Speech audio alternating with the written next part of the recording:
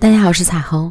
牛奶别再直接喝了，教你个好吃的做法，简单到家就能让你停不下嘴。首先准备一些自己爱吃的饼干之类的，曲奇、奥利奥的什么都行，装到密封袋里，敲一敲，再擀碎。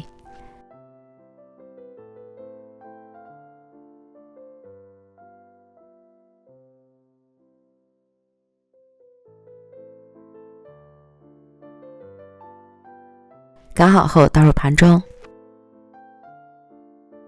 铺平备用。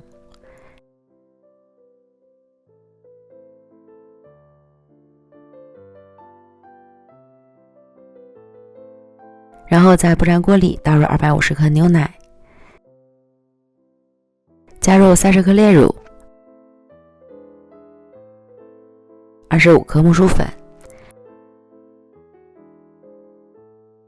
搅拌均匀之后，再开中小火加热，不停地搅拌。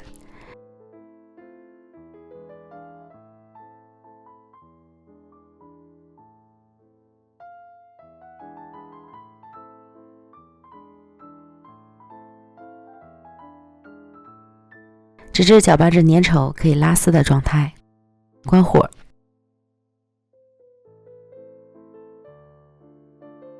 盛到碗中晾凉，热的时候也能吃，但是我更喜欢凉吃的口感。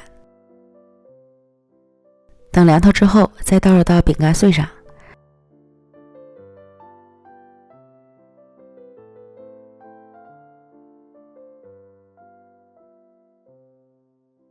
糯叽叽的鲜奶麻薯就做好了，裹上饼干碎就可以开吃了。比糯米糍还软糯，浓郁的奶香，配上曲奇饼干碎甜甜的颗粒感，简直不要太好吃了。不光是饼干碎，用可可粉、黄豆粉等等都可以，爱吃什么口味就用什么。QQ 糯糯的口感，相信你一定也会喜欢，赶快做起来吧。美食天天更新，咱们明天见，拜拜。